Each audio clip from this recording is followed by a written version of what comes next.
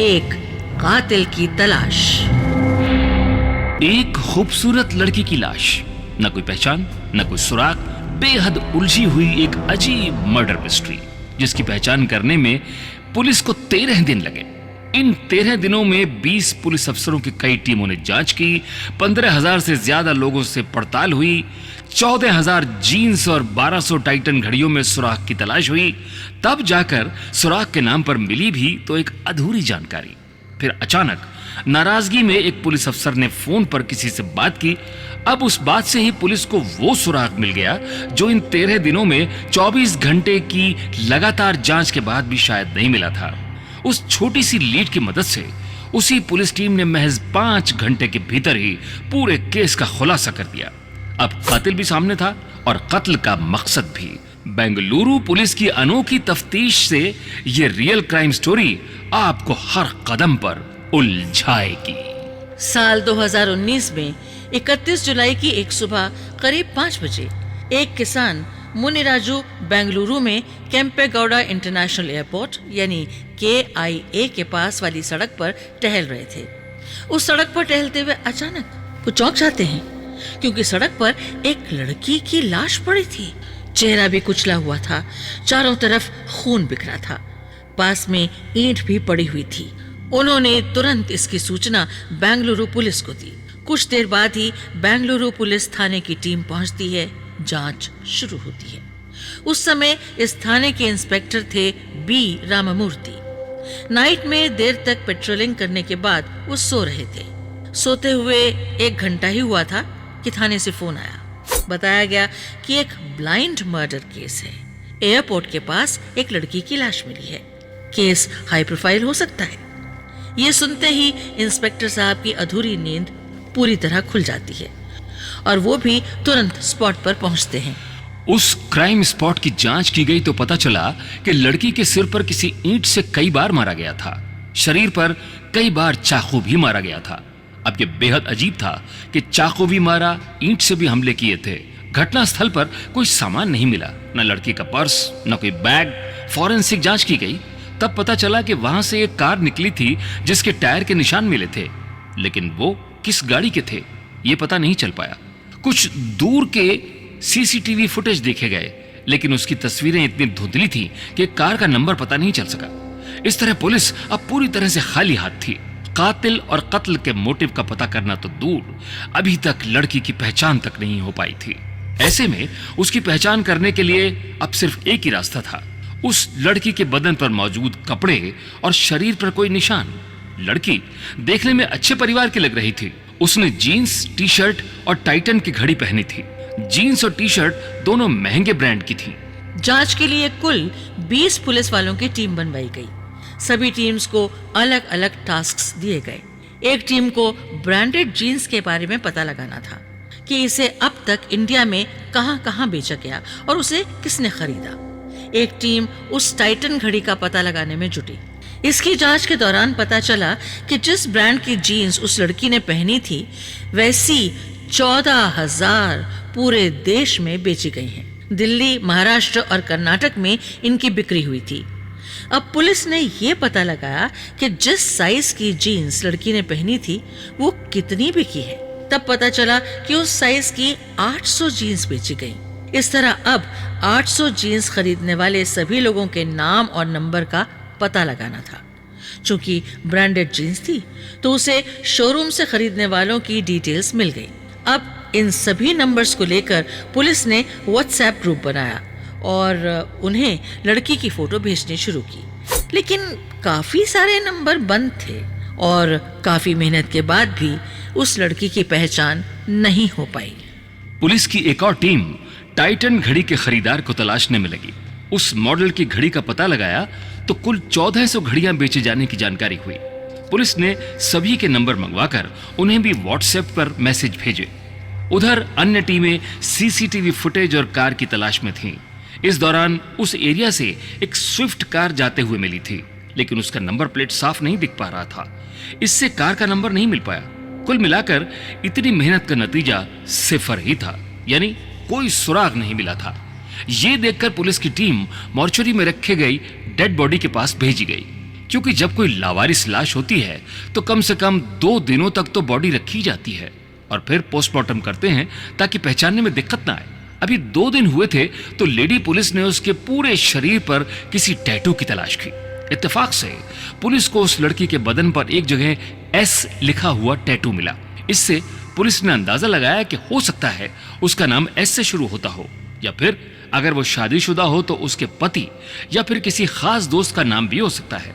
इसलिए पुलिस ने तुरंत जीन्स और टाइटन घड़ियों में जितने नंबर शॉर्टलिस्ट हुए थे उनमें से एस से शुरू होने वाले नाम का पता लगाया। तब टाइटन घड़ी खरीदने वालों की संख्या 115 तक पहुंच गई। यानी पुलिस को उम्मीद थी कि अब इन्हीं 115 में से किसी एक ने घड़ी खरीदी होगी। पुलिस ने फिर से 115 लोगों से संपर्क किया, लेकिन फिर भी कोई सुराग नहीं मिल सका। जीन्स वाले में भी कोई जानकारी नहीं मिल सकी। उधर एयरपोर्ट पर पिछले 2 से 3 दिनों में ऐसा एक भी यात्री नहीं था जिसकी फ्लाइट मिस हुई हो। यानी पुलिस ने जितने भी एंगल से जांच शुरू की थी, किसी से भी उस लड़की की पहचान करने के लिए कोई सुराग नहीं मिल पाया। इस तरह पुलिस की जांच के कुल 6 दिन निकल गए, लेकिन मरने वाली लड़की कौन थी अभी तक यही पता नहीं चल पाया था। फिर कातिल और कत्ल का मोटिव का पता लगाना तो अभी दूर की बात थी। अब उसी लावारिस लाश की जांच करते हुए 7वां दिन आ गया था। पुलिस की टीम्स दिन रात जुटी थी, लेकिन हर कोशिश के बाद नतीजा 0 हो रहा था। तभी एक कांस्टेबल को अहम जानकारी मिली। उसके खास इन्फॉर्मर ने बताया कि एक महिला की हत्या करके एयरपोर्ट के आसपास फेंका गया है। उस महिला का कत्ल करने वाला कोई और नहीं बल्कि उसका पति है। अब ये जानकारी मिलते ही पुलिस को उम्मीद की किरण मिल गई। तुरंत पुलिस की टीम उस एंगल पर जांच करने पहुंची। ये भी पता चला कि वो मारने वाला पति नॉर्थ इंडिया की तरफ का है और ये लड़की भी हुलिये से नॉर्थ इंडियन लग रही थी। इसलिए पुलिस की उम्मीद और बढ़ गई। पुलिस उसकी तलाश में तुरंत उसके घर तक पहुंची। वो शख्स मिल भी गया। वो वेस्ट बंगाल का रहने वाला था। उससे पूछताछ हुई तो पता चला कि उसने नीला सांद्रा में पत्नी की हत्या की और एयरपोर्ट के पास कहीं पर लाश फेंक दी थी। पुलिस ने तुरंत उसे लाश तक लेकर चलने के लिए कहा और पुलिस उसे लेकर एयरपोर्ट की तरफ जाने लगी। पुलिस जब उसके अनुसार एयरपोर्ट पर जाने लगी तब वो उस जगह पर नहीं गया जहां उस लड़की की लाश मिली थी, बल्कि उससे काफी दूरी पर एक सुनसान जगह की तरफ ले गया। फिर उसने बताया कि यहीं कहीं पर उसने डेड बॉडी फेंकी थी, लेकिन वहां लाश नहीं मिली। इस पर पुलिस ने पता लगाया तब जानकारी हुई कि 1 हफ्ते पहले वाकई वहां एक महिला की लाश मिली थी। पुलिस ने उस थाने में संपर्क किया तो कंफर्म हो गया। इस तरह पुलिस भले ही उस लड़की के कातिल की तलाश में थी, लेकिन उसी में दूसरे कत्ल का खुलासा हो गया। पर पुलिस की ये मेहनत फिर से उसी 0 वाले नतीजे पर पहुंच गई। अब पुलिस फिर से खाली हाथ थी। अब पुलिस की टीमें लगातार काम करते करते काफी थक चुकी थी। चिड़चिड़ापन आ रहा था कि इतनी मेहनत के बाद भी कोई सुराग नहीं मिल पा रहा था। पिछले 1 हफ्ते की जांच के दौरान इंस्पेक्टर रामामूर्ति के पास कोलकाता के एक पुलिस अफसर का बार-बार फोन आ रहा था, लेकिन रामामूर्ति बेहद उलझे थे, इसलिए वो कॉल रिसीव नहीं कर रहे थे। अब 10 दिन बीत गए थे, तभी फिर उस कोलकाता के पुलिस वाले का फोन आया। असल में 1 महीने पहले ही बेंगलुरु के इंस्पेक्टर रामामूर्ति की टीम को गोल्ड चुराने वाले एक शातिर चोर कार्तिक को कोलकाता से अरेस्ट किया गया था। इसने बेंगलुरु में दर्जनों चोरियों को अंजाम दिया था। पुलिस ने जब उसे पकड़ा तो उसके पास से 50 लाख का सोना भी मिला था। अब कोलकाता पुलिस को शक था कि अपने लोकल शहर में हुई चोरियों में भी कार्तिक का हाथ तो नहीं, इसलिए वो बेंगलुरु पुलिस से बात कर उस कार्तिक चोर को रिमांड पर लेना चाहती थी। इसलिए कोलकाता पुलिस का वो अफसर बार-बार फोन कर रहा था। उस दिन भी कोलकाता न्यू टाउन थाने की पुलिस ने रामामूर्ति को फोन किया था।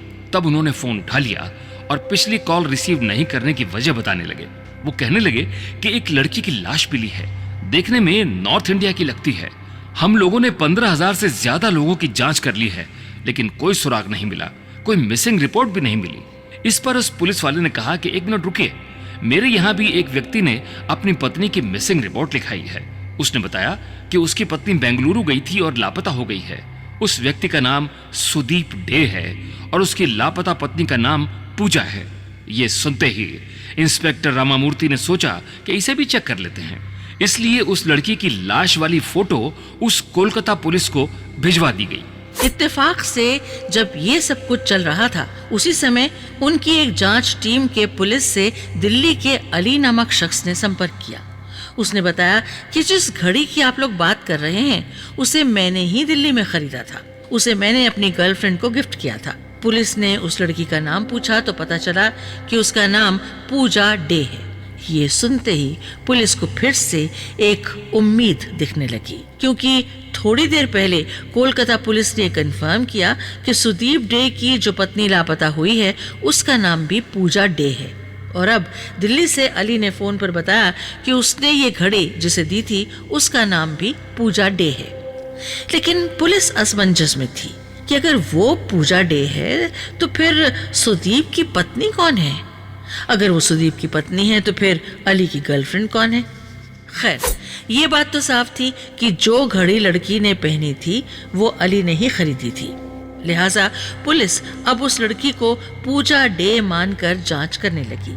इसी बीच पुलिस ने कोलकाता और दिल्ली दोनों जगहों पर लड़की की फोटो भेजी। यहाँ पर किस्मत ने भी पुलिस का साथ दिया और दोनों ने कंफर्म कर दिया कि वो मरने वाली लड़की पूजा डे ही थी। लिहाजा पुलिस की टीम अब कोलकाता और दिल्ली में अली की पड़ताल में तुरंत जुट गई, क्योंकि अब आशंका यही लग रही थी कि कहीं कोलकाता में रहने वाले सुदीप को अपनी पत्नी के अफेयर का पता चल गया तो हो सकता है कि उसका मर्डर किया हो या फिर किसी से कराया हो। इसके बाद खुद कोलकाता में उसकी मिसिंग की कंप्लेंट कर रहा हो। और दूसरा एंगल ये था कि कहीं अली को पूजा ने धोखे में रखकर दोस्ती की हो, जिसके बाद अली ने नाराज होकर उसका कत्ल करा दिया हो। लेकिन हैरानी वाली बात यह थी कि अगर अली ही मर्डर कराता तो खुद ही पुलिस से संपर्क क्यों करता? इस तरह पुलिस अली पर संदेह तो कर रही थी, लेकिन जांच में किसी को 100% न शक कर सकते हैं, न ही पूरी तरह उसे इग्नोर कर सकते हैं। इसलिए पुलिस ने भले अली को शक के दायरे में कम ही माना और सुदीप को ज्यादा, लेकिन दोनों की पड़ताल शुरू हुई। अब बेंगलोर में जो 20 पुलिस वाले थे, उनकी कुल 3 टीमें बनाई गई। सबसे छोटी टीम अली वाले एंगल पर जांच में जुटी। बाकी 2 बड़ी टीमों में से एक टीम कोलकाता में रहने वाले सुदीप पर पड़ताल करने लगी, जबकि एक और टीम को पूजा डे का फोन नंबर मंगाकर उसकी डिटेल निकालकर जांच करने का जिम्मा सौंप दिया गया। सुदीप डे ने पुलिस की जांच में बताया कि दोनों ने 7 साल पहले ही शादी की थी, लेकिन उनका कोई बच्चा नहीं है। पूजा की उम्र अभी 32 साल थी। वो मॉडलिंग करती थी, इसके साथ ही इवेंट मैनेजर भी थी। वो दिल्ली और बेंगलुरु आती जाती रहती थी। सुदीप को पूजा के बेंगलुरु जाने की जानकारी थी, लेकिन जब उसका फोन बंद मिला तो उसने एक दिन बाद मिसिंग की शिकायत कोलकाता पुलिस में की थी। हालांकि FIR नहीं हुई थी। पुलिस को यह भी पता चला कि पति पत्नी में काफी अनबन होती थी, इसलिए पुलिस उस पर शक करते हुए जांच कर रही थी। उधर दिल्ली में अली के बारे में पता चला कि वो पूजा के शादीशुदा होने के बारे में जानता था, लेकिन वो दोनों एक दूसरे को पसंद करते थे, इसलिए उसने टाइटन घड़ी गिफ्ट की थी। लेकिन अचानक पूजा का फोन बंद होने से वो भी परेशान था। जब उस तक घड़ी खरीदने वाले को ढूंढते हुए पुलिस ने पूछा था तो शुरू में वो कुछ परेशान था, फिर खुद ही बताया था। खैर, पुलिस को जांच करते हुए अब 13वां दिन शुरू होने वाला था। पुलिस ने पूजा डे की फैमिली और अली समेत सभी को बेंगलुरु बुला लिया। इस बीच पुलिस ने पूजा डे के मोबाइल की कॉल डिटेल्स की पड़ताल की तो उससे काफी अहम जानकारी मिल चुकी थी। पुलिस की पड़ताल में पता चला कि वो मर्डर से एक दिन पहले ही फ्लाइट से बेंगलुरु पहुंची थी। उसने एयरपोर्ट से उबर कैब बुक की। इसके बाद बेंगलुरु के सिंगासांद्रा में बने सहारा पवेलियन होटल में पहुंची थी। उसी होटल में वो रुकी थी। होटल में आने के बाद भी कैब बुक करके कुछ लोगों से मीटिंग करने के लिए गई थी। अब पुलिस उस होटल में पहुंची जहां पूजा डे रुकी थी। होटल के CCTV फुटेज को देखा गया तो इस बात की पुष्टि हो गई कि ये वही पूजा थी जिसकी हत्या हुई थी।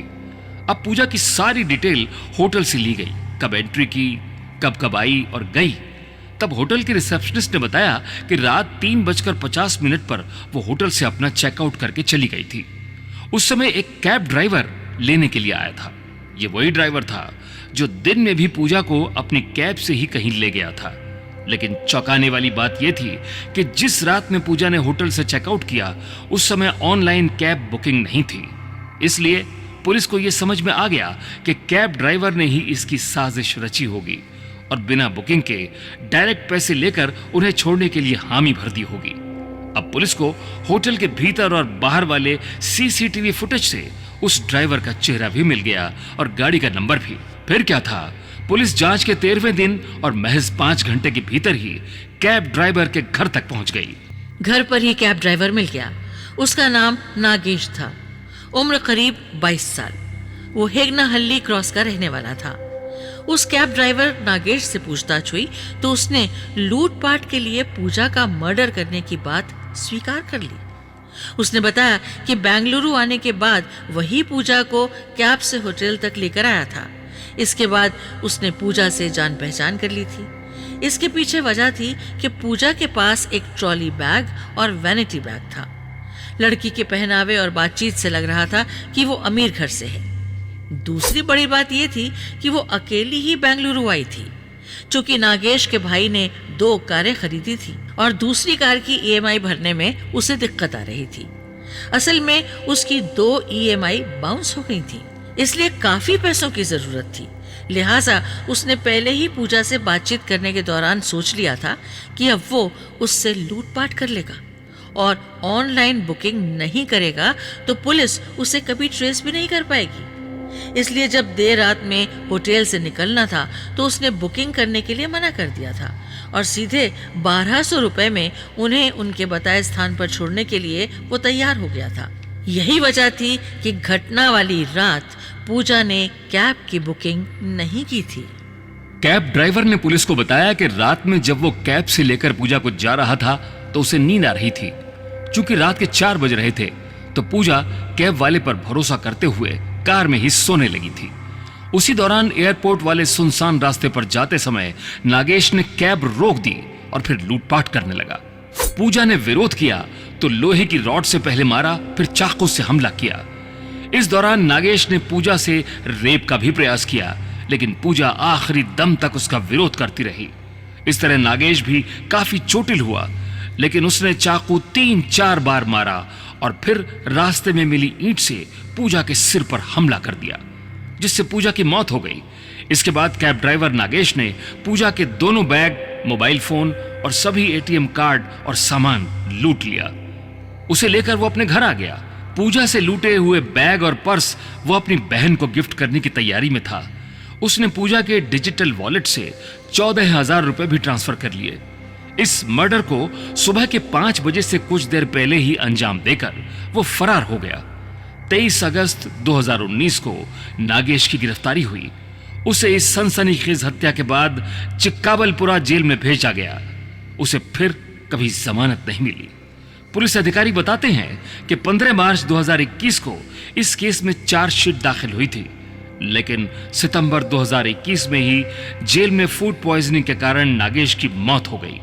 नागेश की मौत ठीक उस समय हुई जब उसके खिलाफ कोर्ट में सजा का ट्रायल शुरू होने वाला था, लेकिन उसकी मौत हो जाने से पुलिस ने इस केस को हमेशा के लिए बंद कर दिया।